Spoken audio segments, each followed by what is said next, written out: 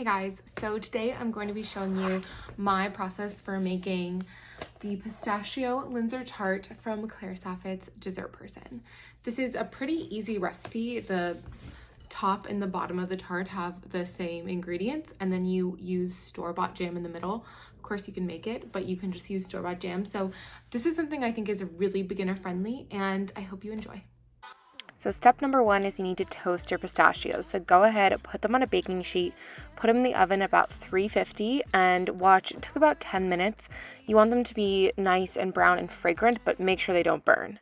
Then you're gonna go ahead and prep your tart pan with butter.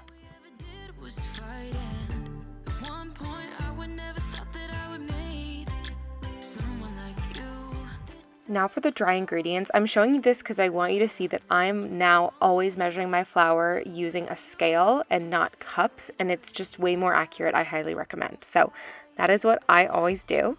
But you're going to go ahead and put your dry ingredients, so your flour, your cinnamon, salt, and your roasted pistachios once they're cooled into a food processor.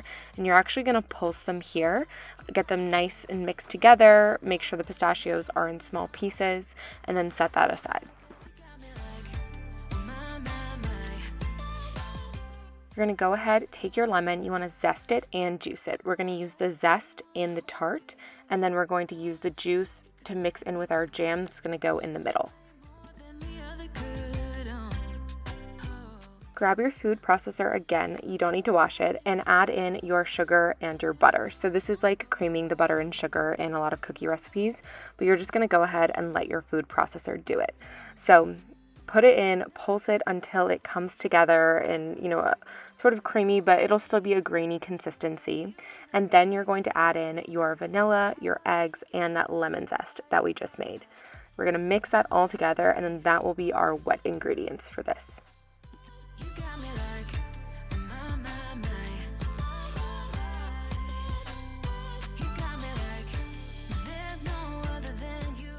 Again, we're going to let our food processor do all of this work for us. So put your flour mixture back into the food processor. I had to do it in 2 rounds just because I have a pretty small food processor. But add it back in, get it all mixed together, and there you go. That is both the base and the topping for our tart.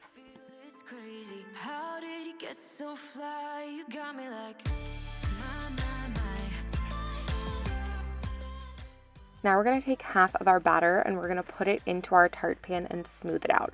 We're going to par bake this, which means we want it to just be slightly baked, golden around the edges, but not fully baked because again, it's going to go in a second time.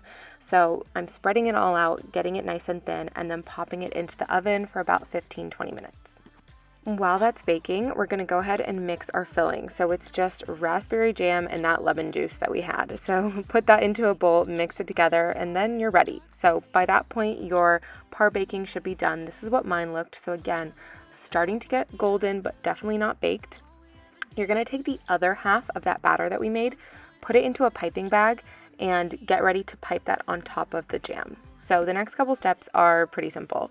You're just going to take the jam that we just prepped with the lemon juice, pour it on top of your tart, on top of your par-baked tart, and then spread it out. You want to leave about an inch, half an inch. Honestly, I didn't really leave a lot of space, but you are supposed to leave about an inch around the outside. And then we're going to take the filling that's in our piping bag and we're just going to pipe it over the top.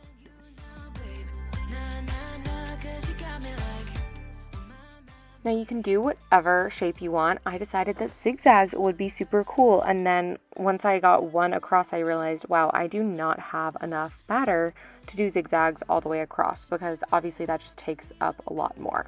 So my mistake, I really had to call an audible, so I ended up chopping up some more roasted pistachios and sprinkling it in the bald spots. It was lovely, it tasted great. Part of me preferred it to the Linzer, so I would not call this a fail, but definitely do as I say, not as I do. Make sure you have enough to completely cover the top or be ready to call an audible.